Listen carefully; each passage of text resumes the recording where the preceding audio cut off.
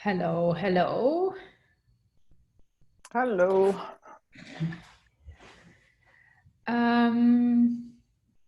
Yeah, I don't know how many more people will join.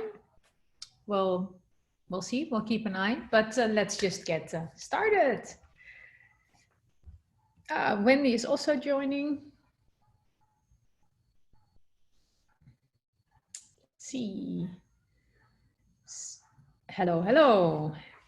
So more people may join us, but we're just going to get started and then we'll see what happens. We are going to talk about staying fit and healthy while you're on the road, or in this case, while you're in lockdown or while you're living your normal life. Because we all recognize the fact that when you're living your life, wherever that is, whether it's on the move, whether it's in a stationary situation, we all recognize that your own health often is at the bottom of your priority list. So first, all the other things have to be done: work, family, friends, and then if you have time left, you can invest time in yourself. And I think it's better to turn it around, because if you take good care of yourself, then you will have energy to do other things. And I always use the example of, in daily life, it's very hard to put yourself first, and you think it's socially not accepted, and you may feel a bit, weird about it. But if you are traveling in a plane, if you remember the time when we were still traveling in planes, the safety demonstration, they show you that when the air pressure drops, then the oxygen masks come out of the ceiling, and you have to put on your mask first. Don't help other people, even if you're flying with little kids. First put the mask on yourself, and then you can help other people. And we say then it's logical, because if you don't have oxygen, you cannot help anybody else. But it's the same in daily life. And whether you want to put a lot of time and energy into your business, or into your family, or into your traveling lifestyle, you need to take good care of yourself. And we all have different ideas of how to do that. So in this call, I would like to share some things that I do, things that you do. There are some people who know about food, some people who know about exercise. There is not one way that is the right way to do things. But it's interesting to hear how each of us tries to manage their own health and energy. And, maybe we can learn some tricks that work, some things we use that work, some routines. Is there anybody who would like to share something or has a big question about this topic? You can unmute yourself, or you can wave your hand, and I will... Who of you works in something that's related to health, to energy? Simone, do you want to share something? Yes, can you hear me? Yes, I can hear you. Okay. Yes, well, I have some health issues regarding to food myself, so I always travel with food. You bring your own food? Yes, not that much, but I always stack some. I eat gluten-free and low in sugars, so I take some bars. I take some crackers. That kind of stuff, which is easy to take. Nuts, seeds. I think that's already one big tip for everybody. Because if you're dependent on the food that you find in, the workspace where you are, when you visit people, when you travel, then you always have an excuse. I couldn't eat healthy, or I couldn't stick to my diet, or to whatever I know works for me because. But if you bring like an emergency stack, or like Simone says, just some regular things, then you always have like an emergency thing to turn to.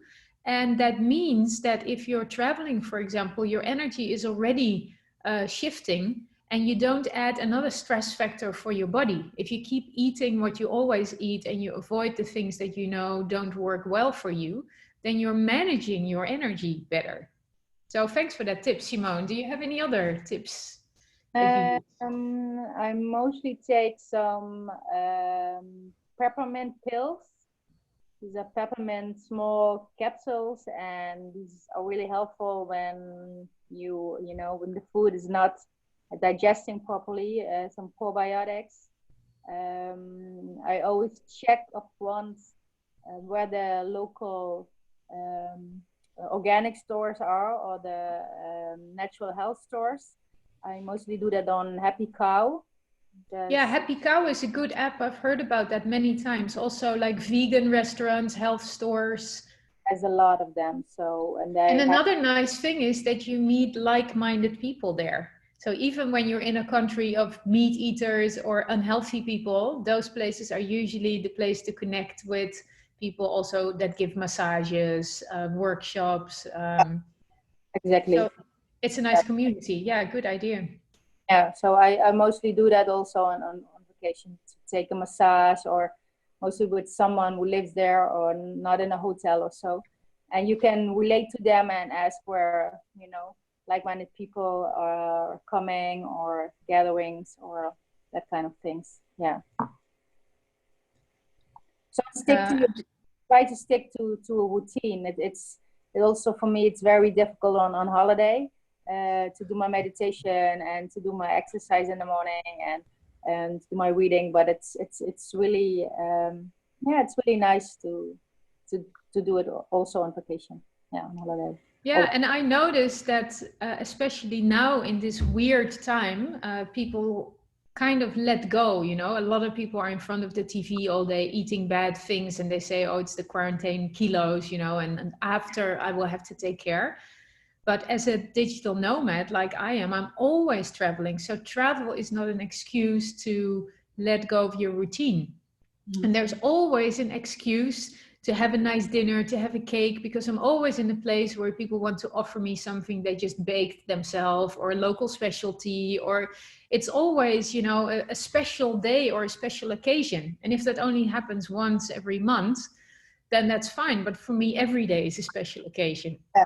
And I realized that in this life of travel and highlights and constantly things happening, that I want to keep some kind of a structure and a routine. And actually, I'm trying to create a really boring life for myself within those exciting circumstances. So most people have a very regular life, and they try to make life interesting by doing all these things like drinking and partying and going on trips. But if your life is like that, then you want to maintain like a kind of a constant level. It's really weird. I feel that that works for me, and you have to find out what works for you. Yeah, that's especially. Yeah, you have to find out what's best for yourself. And well, I got a lot of quick reactions to food. Not before I got them more, but now it's better. But my body reacts, so I have to, and I'm fine with that. You know, I have also an exciting life, so it's kind of a structure to do that with food, and to enable the other exciting things in your life. And I kind of do the same. I always travel with food, and one of my favorites actually is oatmeal, havermout for the Dutchies, because I like to eat oatmeal for breakfast. And you can make it with water if you don't have anything else. First, you can always buy oatmeal anywhere. It's cheap. It's in every country. You can make, hey, there you are, oatmeal, yay. You can make cookies. Just banana and oatmeal in the oven makes banana oatmeal cookies. You can make oatmeal with coconut milk if you have that, or dried fruits, or banana, or whatever. So it's good food, it's cheap, it's easy, you don't need any other ingredients, but you can use everything that you find locally. And I also travel with tea bags, because sometimes or often there's only horrible tea. There's no tea, or there's only black tea, and I like green tea and herbal tea. So I just bring some tea bags, and you would be surprised on cruise ships, in airlines, airports, whatever. hot water is always available. Sometimes you have to pay a little bit. Often they just give you a mug with hot water and you can put your own tea bag in. So those are little things you learn when you travel a lot, things that make you happy, things that work well for you and that keep you kind of stable. Yeah. Wendy, can I ask you as well, because you're into the health business, health food, you have a very extreme diet and lifestyle, but it works very well for you and you also help people with it. So can you tell us some of your secrets and tips for staying healthy on the road? Sure, thank you. Of course, I will share. You've mentioned the most important things, like travel with your own food, especially when you're actually traveling, you know, from A to B in a bus or a plane.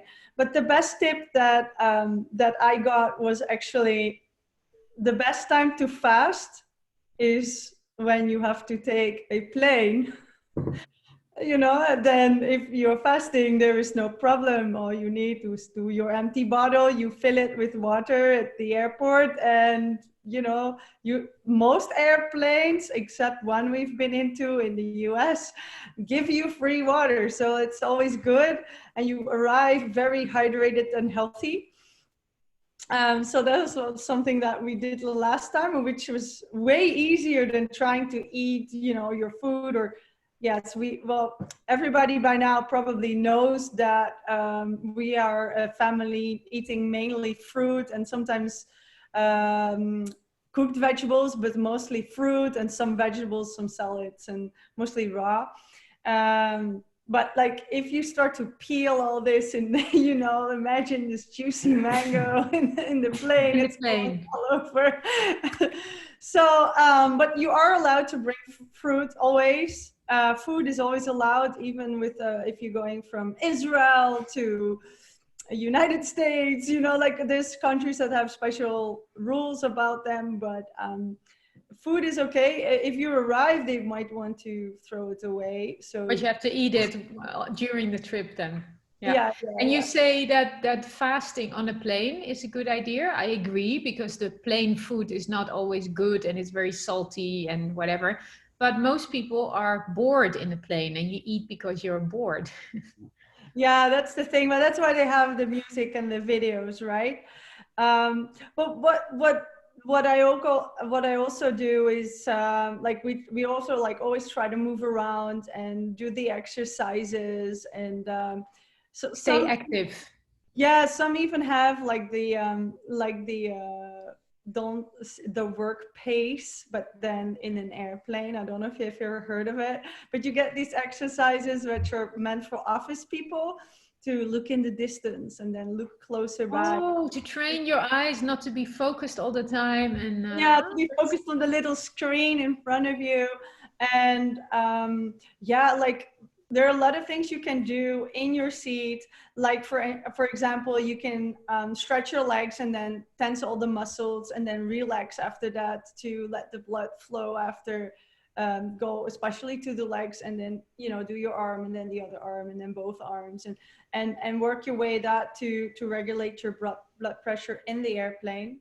But can I go back one step? You said there is an app for office workers to train your eyes. Do you know the name of that app? Yeah, the program is called Work. It's not especially for your eyes, it's for the whole body, but you can choose if you want to do what eyes. What is it called? Because I didn't hear it. Work pace. Work pace. Okay. Work pace. Great. Yeah. We can write it. And what other tips do you have and do you practice yourself? So I do breathwork. That is mainly kundalini breathwork exercises.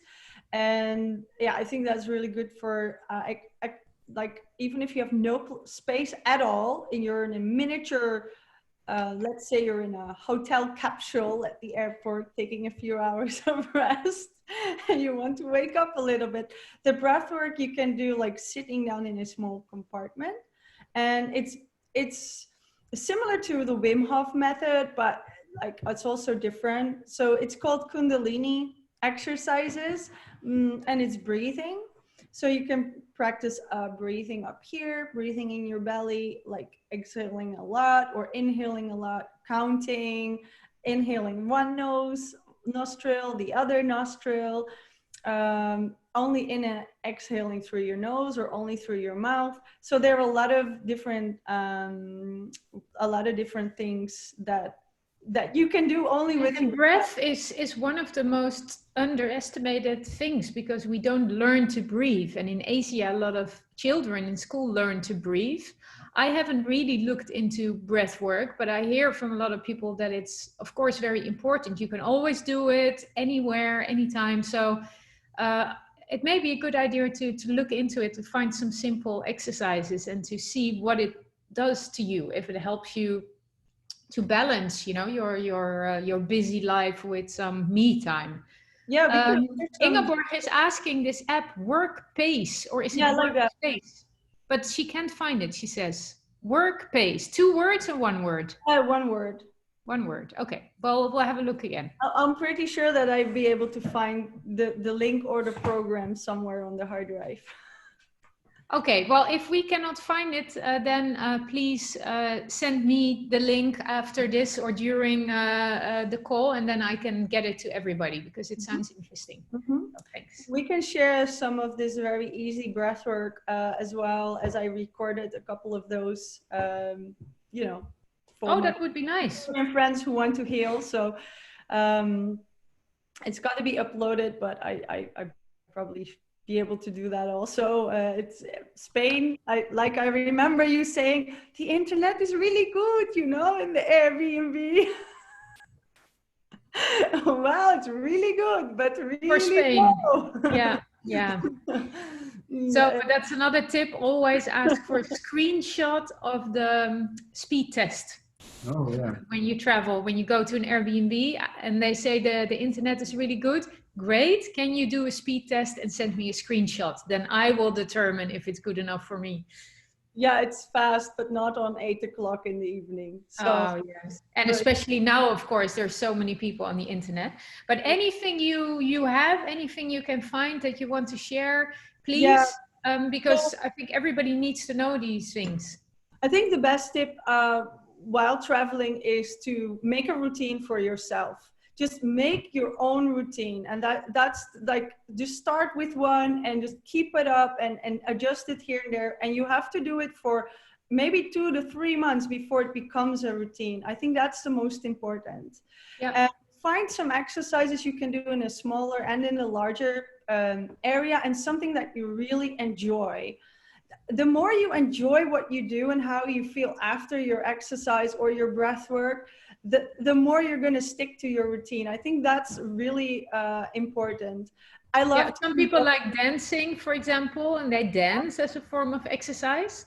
Exactly. And what I also learned is that don't put your goals too high. If you say every morning I'm going to do 1 hour of a workout and then half an hour meditation and then half an hour of writing, then you know your whole morning is gone. And somebody told me, if you start with 1 minute, you're in a hurry, you don't feel like it, let me do 1 minute of yoga, let me do 1 minute of meditation. While you sit down, you know that 1 minute feels good, it may become 2 minutes, or you do 1 sun salutation and then maybe you do 2 of them. So start small and build from there, instead of making big goals and then being disappointed if you can't do them. Like, I don't have half an hour, so I won't do anything. No, even with 1 minute, you can do something. And like Wendy says, breath work you can do anywhere, in the car, while you're waiting for the bus, while you're cooking your tea, water, you know, anytime. Yeah, what I also recommend is that you train yourself in a certain meditation that you like. For example, my preference is to connect with my heart energy. Just breathe in twice, exhale, relax, breathe in, exhale, relax, and then focus on the heart energy. From there, make a connection to the earth. From there, make a connection to the source or the sun, and just feel both energies going through your whole meridian, you know, the whole prana tube. And if you do that, like in the beginning, maybe you're thinking and all that, but after a while, it becomes like such a habit. I can do that anywhere, and it takes me, what, 5 seconds, you know? So in 5 seconds, it's not a lot, but in 5 seconds I can remember, oh yeah, I want to calm down. Okay, I do this, I do this. And basically what you're saying is it doesn't matter what technique or method you use, but you are aware. You are aware of being, you are aware of your body, you are aware of your breath, of what's happening in your body. And it doesn't matter how you do that, if it's called meditation or breathwork or yoga or just thinking. What we tend to do is run ahead of ourselves and being led by your to-do list and by the stress you feel in your body and people around you. But you don't even have to sit down for it. If you learn to become aware of yourself, of how you feel, then that's the major tool. And then from there, you can start doing things again. But if you make it a habit to check in with yourself in whatever way, then I think that's a great start. Yeah, I totally agree on that. So what, Johan's putting this screen in front of me. I don't know why. Okay. So what we also, of course, like I told you about the food, when everybody is trying to, you know, like going through your day, squeezing in meals, eating something along the way, even that, you know, you're so stressed, you will not digest your food anyway. So I would not recommend doing that. So as a tip, just take a moment to become more you, like just like you say, Esther. I think that's a really good tip, because when you're more focused on yourself, you're more focused on afterwards on your food and eating, or afterwards on what you're going to do. And if you are more focused and you have a vision of the goal you want to reach with whatever it is that you're doing, your result comes way faster than while you're eating. Oh, we have to do an exercise, and you got 20 other things in your head. The actual work goes way slower. So that's, yeah, I think the being part shouldn't be on your to-do list. So don't put yoga or meditation or being on your to-do list. Make it a separate activity in a separate space with a separate mindset. And like Wendy is also saying, improvise, you know, whatever you have available. Like I'm drinking from a measuring cup right now because I didn't have a normal cup, but doesn't matter. I'm drinking my tea. I'm aware of drinking my tea. Bianca had some tips about yoga. I don't know, Bianca, if you are free to talk right now. Thanks, Wendy. Yeah, you're welcome. Bianca, can you hear us? Can we hear you? Oh, no, she's not free to talk, but she said YouTube is a great tool. Yoga with Adrienne. She has many videos which you can choose from every day. So that's true. The resources are everywhere. You don't need to be in a gym or buy an expensive program. I like the 7-minute workout also, if you don't have a lot of time. It gives you a quick workout to increase your heart rate, to get some energy, and you don't need any space or equipment or whatever. But it's you have to be careful that exercise is not your go-to thing, so that whenever you feel tired, you do exercise to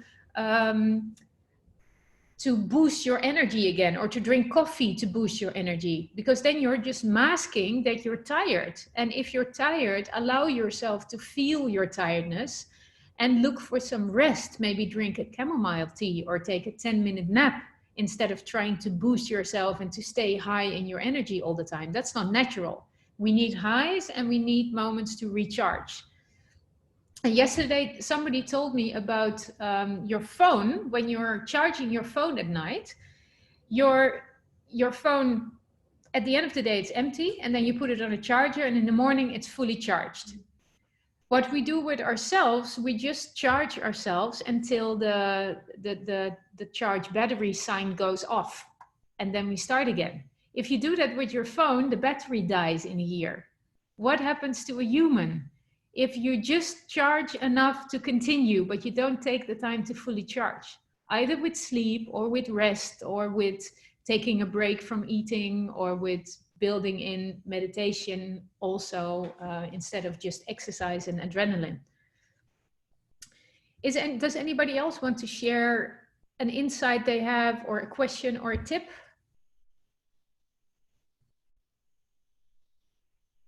Yeah. Carlos.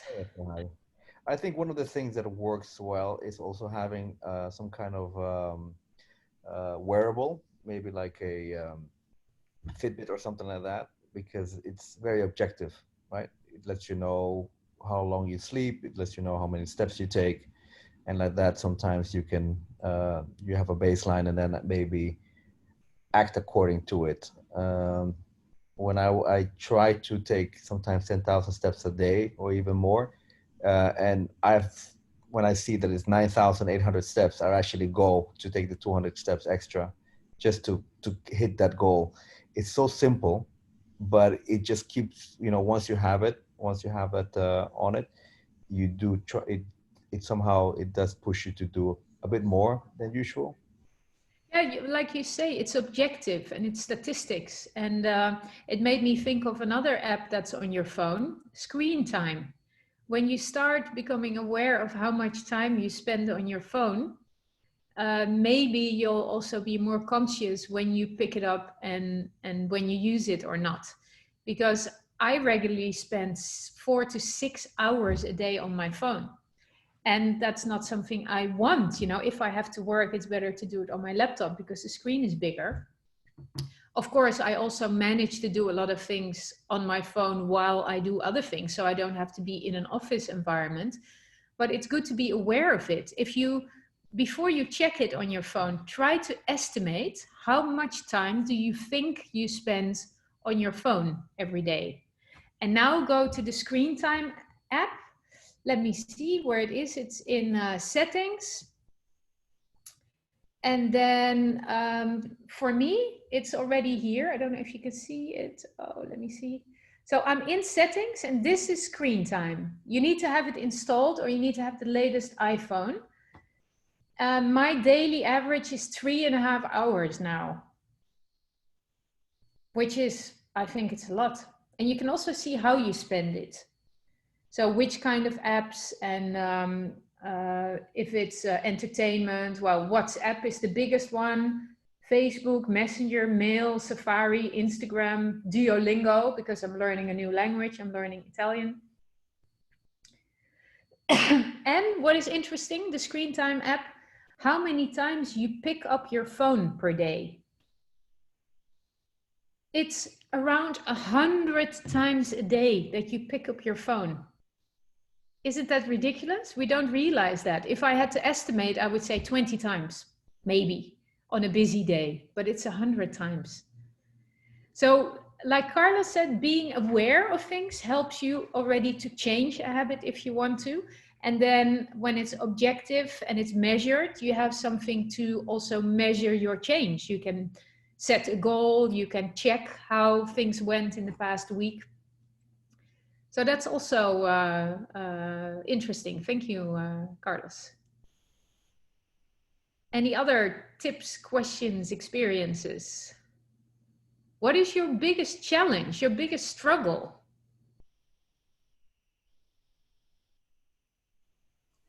For me, it's actually trying to keep that routine. Wendy? Yes. So during this whole traveling different countries, new countries, and this whole Corona sitting at home business, it's really hard to get good food. And for us as well, like we tend to try to keep fresh fruits and vegetables only, and supermarkets are not really good at that. But what we do is we look at before we go somewhere up front on the internet, where is the supermarket? And then also like Google for real markets. Like right now we cannot, so that's kind of an issue. But that's like a really good way to find your fresh produce and to really find good food. So eventually you end up with, we've got 14 supermarkets around here. And we're still struggling to get good food, but we had a good score yesterday. We got watermelon. Oh, good. Yeah, I have the same thing. I'm in Miami right now, and of course there's Whole Foods, and you know, it's very expensive, but they usually have a good selection. But because of the corona, I order food from a supermarket, or I go to Publix where I can get everything in one go. And I try to buy mostly fresh food, so not processed food. But even the fresh food is packed in plastic and whatever. So my fridge looks like, you know, like a supermarket, even though I try to buy like fresh fruits and vegetables. And it's the way of living in some countries is so different from what you're used to. And the markets, like Wendy says, are usually a great source of good food, because you see the local things, you see the seasonal things, they're usually cheaper. And you can chat to the local people how they prepare it, which is also nice. You must eat enormous quantities of fruit and vegetables, right? We have tried to calculate it, and I think we go through around 10 to 15 kilos per day. Wow, with the three of you. Yeah, so we calculated that we need around 100 kilo per week. Crazy. And a kilo of spinach is like... Well, yes, but if you put it in the blender, it's only like this. True. Yeah, that's true. But you're lucky in Miami. I will send you the link, because there is Miami fruit, and it delivers all through Florida, and it's organic, and it's a great farm. So, and they're working. Wow, thank you. Yeah, I saw it in the chat. So, okay, good. And the other thing I wanted to discuss, because you're mostly into fruits, and you say it gives a lot of energy and of course a lot of vitamins. Some people say there's also a lot of sugar in fruits, and of course it's non-processed sugar, so it's better than, you know, the cookies and sugar. But I've also heard a lot and experienced a lot about proteins. So my experience is that most people don't eat enough proteins. And if you do eat proteins, then you feel more full, your body gets more, you know, the building blocks for different things. And most people eat proteins in the form of like bodybuilders and whatever. They eat chicken and they eat eggs and cheese. But if you're vegetarian or vegan, then protein comes from oatmeal or, well, what other protein sources do you have? Soy.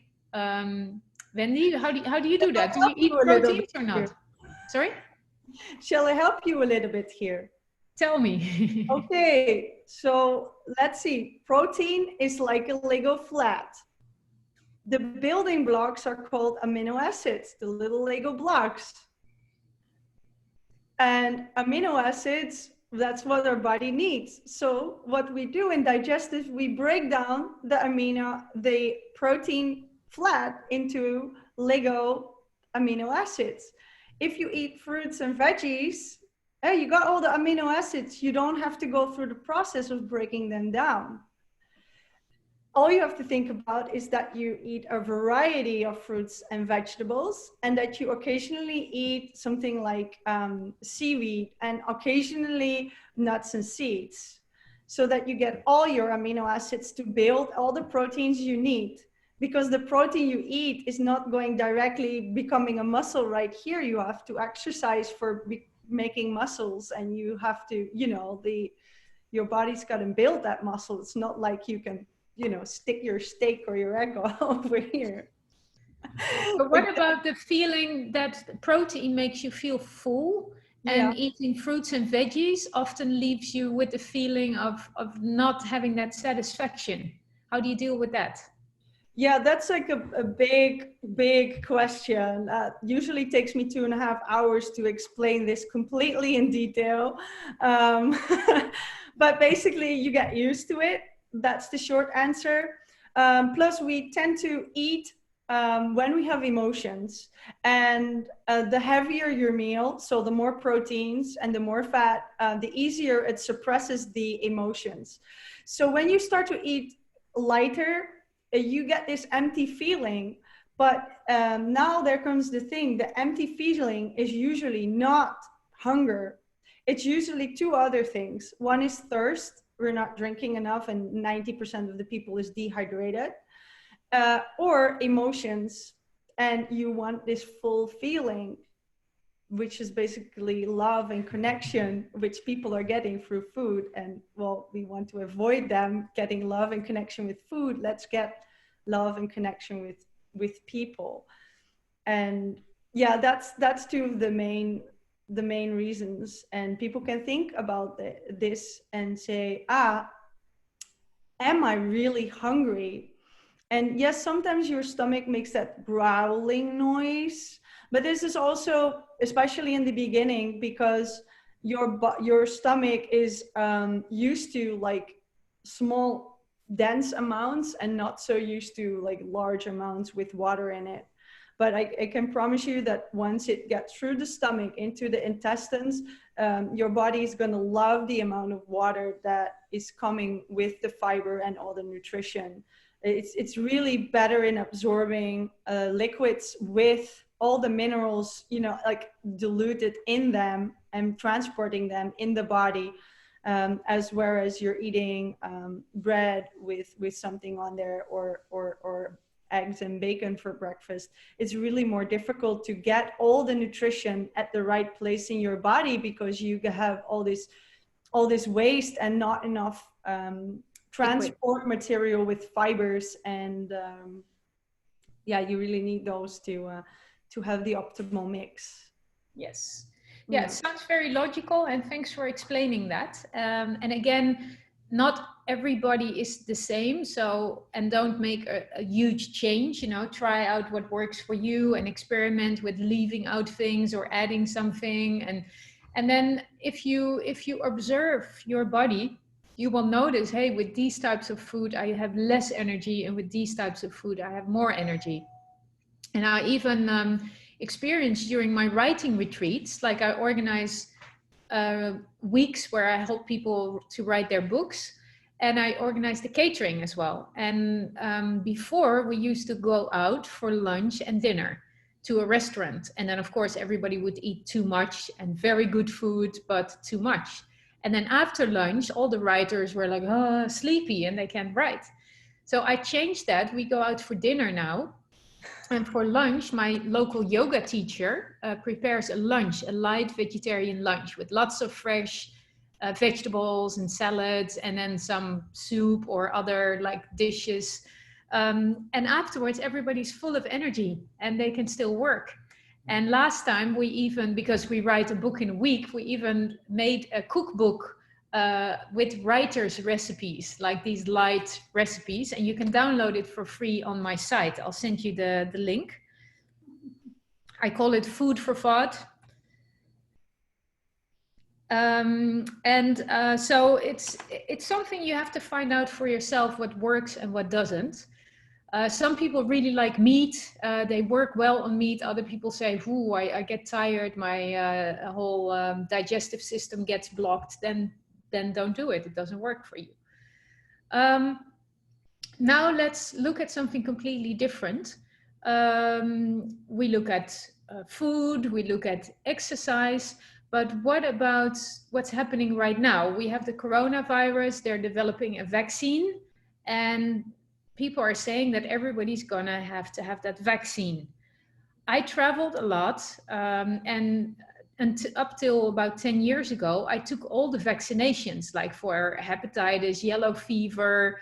I even took malaria medicines when I traveled. But then I realized I'm traveling so much that I'm constantly taking all these medicines, and they're worse than the illness itself, you know, because you're taking prevention, but you're getting so much bullshit in your body. So I decided to not take any vaccinations anymore, but soon, you know, we're going to have to deal with this corona vaccine. So how do you feel about taking vitamins, supplements, vaccinations, just some ideas, because again, everybody develops their own opinion. But when you're traveling and you're exposing yourself to weird illnesses that you have not built a resistance against, they are things you have to think about.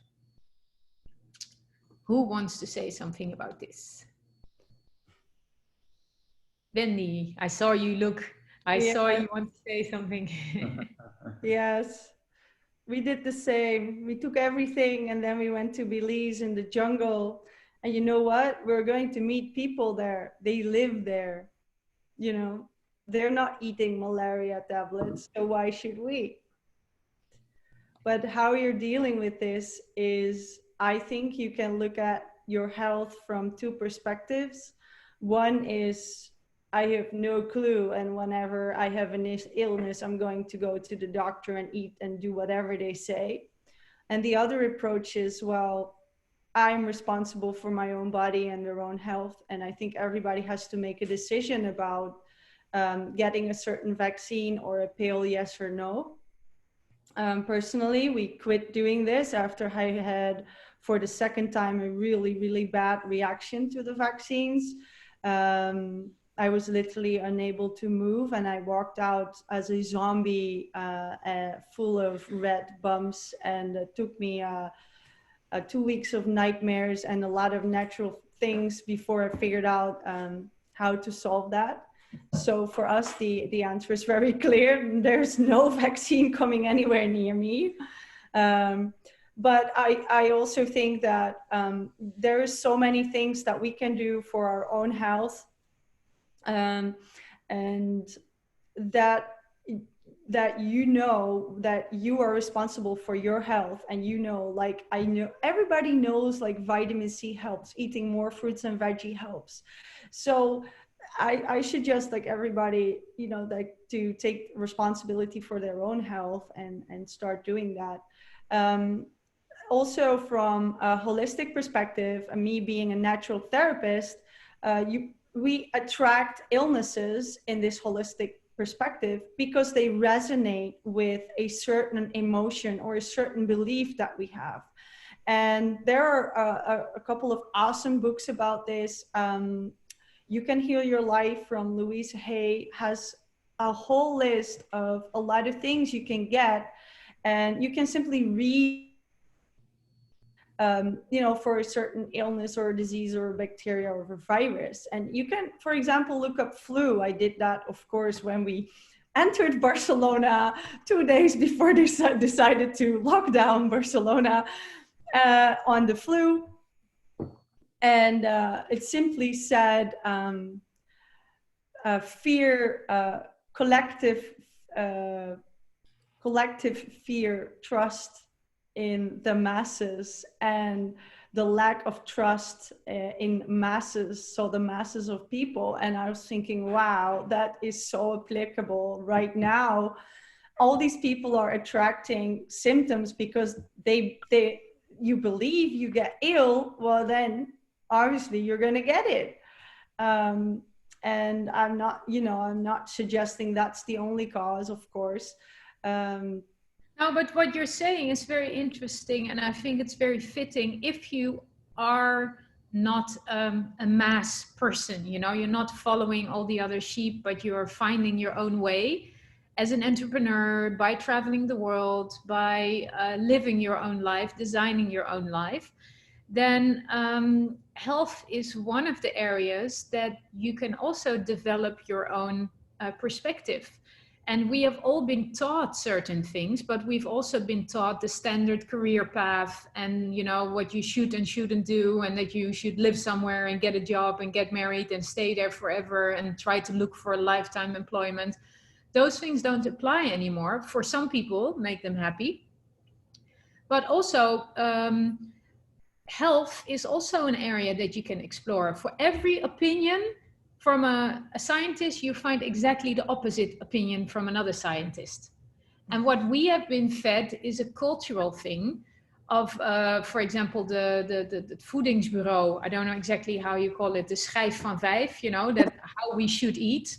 There's a lot of evidence that, you know, there's different ways to think about food, about exercise, about vitamins, about vaccinations. So all I'm trying to do today is to encourage you, to motivate, inspire you to look at all these different perspectives and pick one that resonates with you. And if it doesn't match anymore with how you feel and what your experience is, then look for something else. Don't try to adapt yourself to a certain thing that other people say is good or that society says this is how it's supposed to be, but try to find that inner compass that you also try to find for your entrepreneurship, for your feeling, where do I want to live? Where do I want to go? What do I want to do? Who do I want to be? And that also counts for how you deal with your body and your mind, your mindset, and your health and with other people. I think that's the biggest realization. Information, facts, knowledge, ideas, you can find anywhere. That's not difficult. Google and you will find it. But how you deal with it is a matter of trying to read or listen to different things and feel inside what your body tells you. Yes, this is for me. And if that is a skill that you can develop, then you can apply it to anything, to relationships, to work, to traveling, to food, exercise, meditation, mental health. And I think, yeah, we talked about several ways you can do it. Simone. Yeah, I want to, on the topic of influenza and what you can do to protect yourself traveling from mosquitoes and malaria. And I work with essential oils, and I always have like this, the oil which I travel with mostly is peppermint oil, and I just smear it on my body, and it really helps against mosquitoes. And I also found out of melaleuca, it's tea tree oil, and you can also use it internally to keep the little. It's a disinfectant also. Yeah, also. So it's really, yeah. I always take that also when I travel. So it's really, it can really help. There are natural remedies against all things, I think, all diseases and all, mosquitoes. And so it's really handy to take that with you. And look at local people. Like I was also in Belize many, many years ago. And the local people would drink a very bitter tea against malaria. It was very bitter. It tasted horrible. But I started doing it, and this bitterness in your blood, some people also say if you take vitamin B or biergist or B complex, it also makes your blood bitter. And apparently that has something to do with the mosquitoes, that they don't like you. And I was drinking this bitter tea, and I remember I was sleeping in a room with other people, with other foreigners, and they were under a mosquito net, and I didn't have a mosquito net, and it was a heavy malaria area. And I could see the mosquitoes coming towards me and go like, ugh, and they would go towards the mosquito net to see if they could get to the other people. And it was a weird experience, but it really works if you look at what local people use, because they're most used to the local circumstances and what is available. That really helps. On the other hand, local people's bodies are used to local food temperatures. So you shouldn't always compare, but then again, find your own inner compass and see what works for you, what is logical, what the risks are of trying, what the risks are of not trying. And usually you will find a way to deal with it.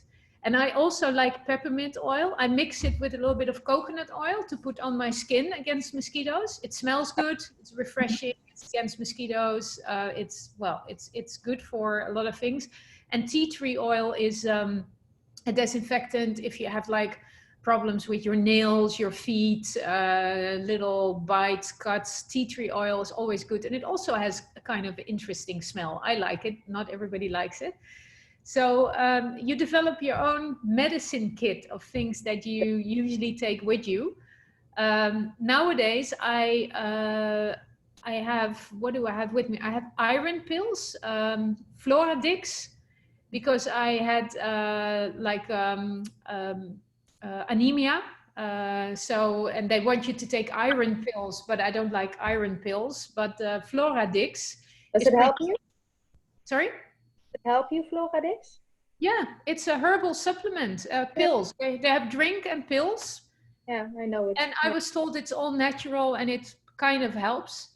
Mhm. And the other thing, what was I going to say?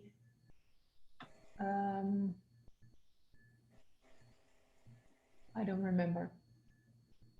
Apparently, oh yes, of course. Nowadays, oxylococcinum to help you. It's homeopathic to help your resistance, your immune system. So, you know, again, they are personal things. Vitamin C is also good, and preferably the natural source. Of course, it helps your body with lots of functions, but don't be dependent on those things. You know, they can give you a little boost.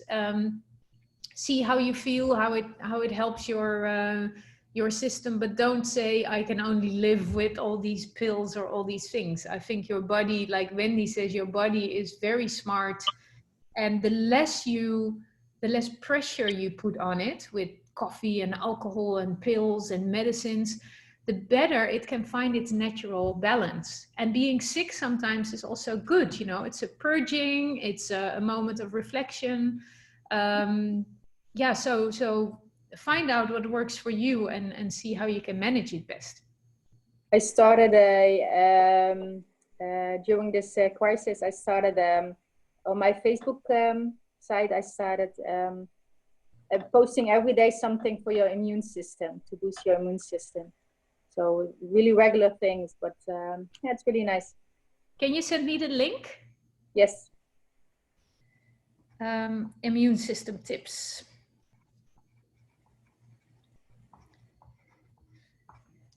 Yeah, there's so many things that, you know, that people are doing. A lot of people are also selling systems and pills and oils and whatever.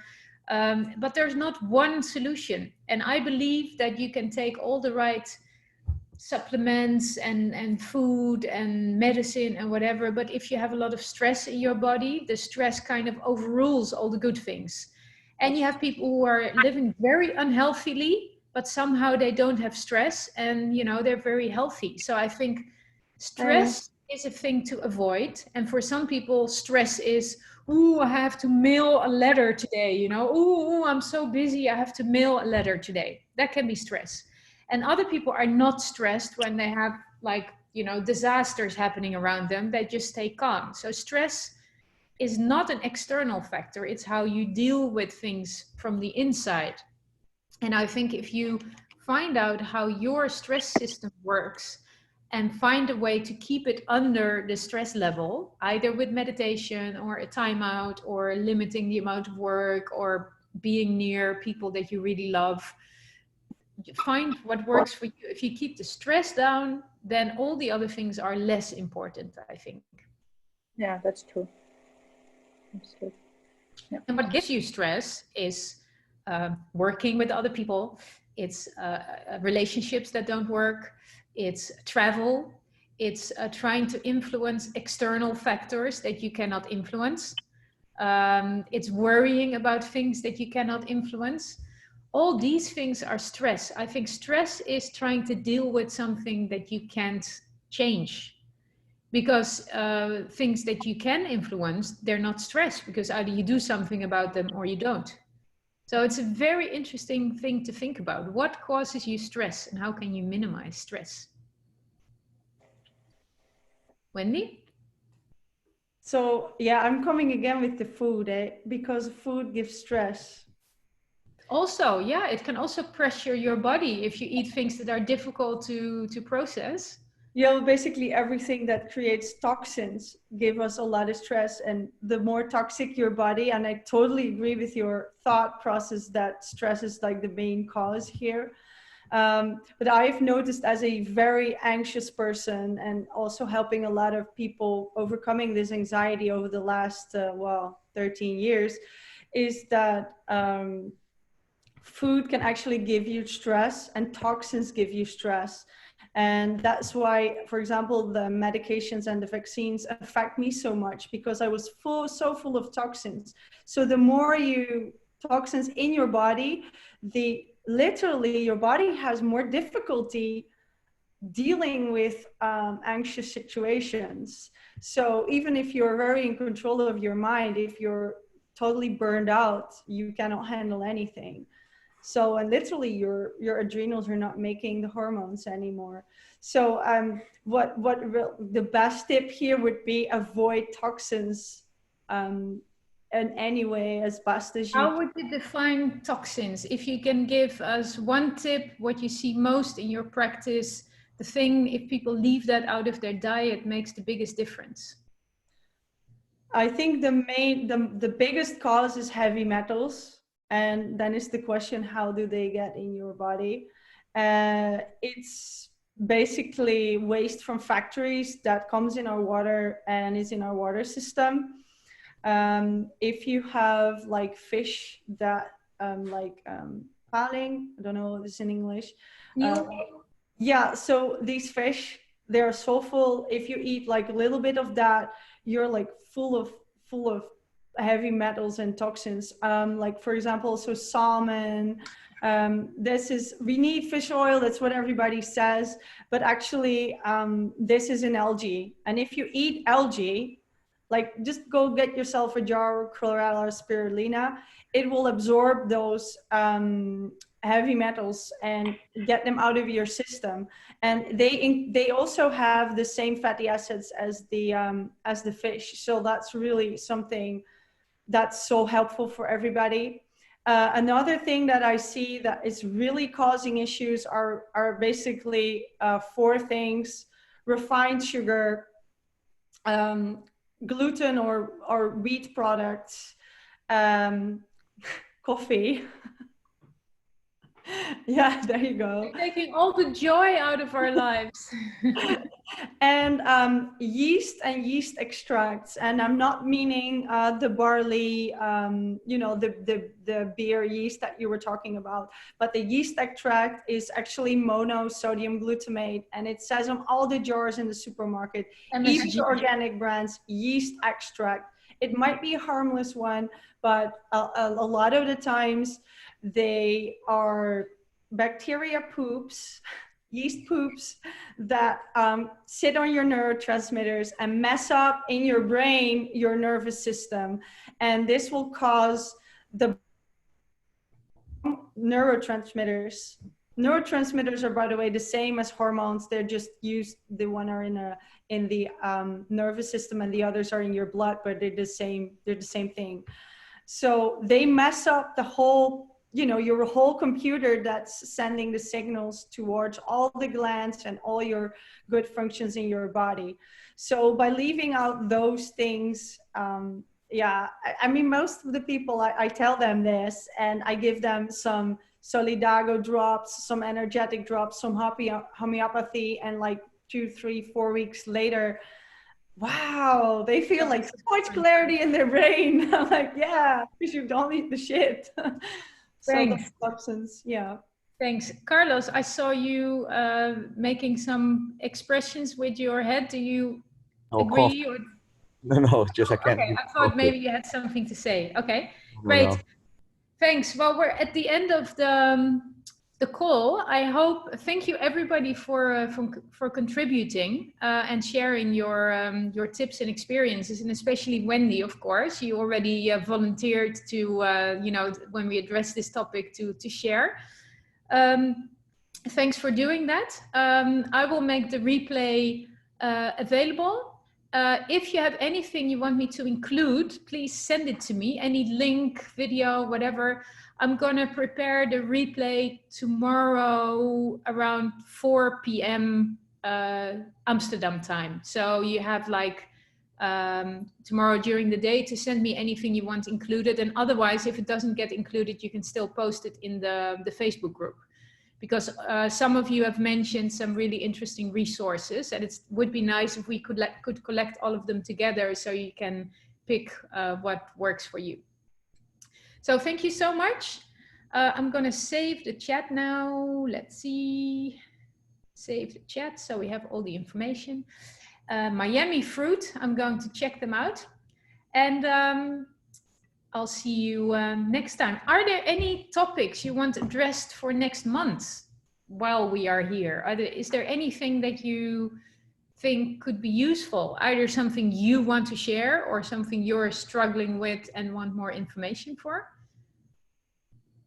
You can unmute yourself and just, if you want to go, you can go. But if you want to give us some ideas, writing tips. Wendy, can you explain? Because we've already had a workshop about book writing. Do you mean something different? Yeah, I joined your live workshop, and of course, you know, the one that was in Amsterdam, and I look all your emails. But yeah, it's just for us that sometimes the writing is not like going as well. So. Okay. But you mean book writing or newsletter or social media? Yeah, like what's all the difference, and what do you say? Communication. Okay, that's a good topic. What do you say in your newsletter? Yeah. Anybody else who would be interested in that or something else? Okay, I'll put it in the group, and if more people are interested, we can do that, because it's a topic that applies to anything, right? To business, to visibility, to getting your message across. So yeah, thanks for the suggestion. We'll do that. Thank you. Have a good evening. Bye.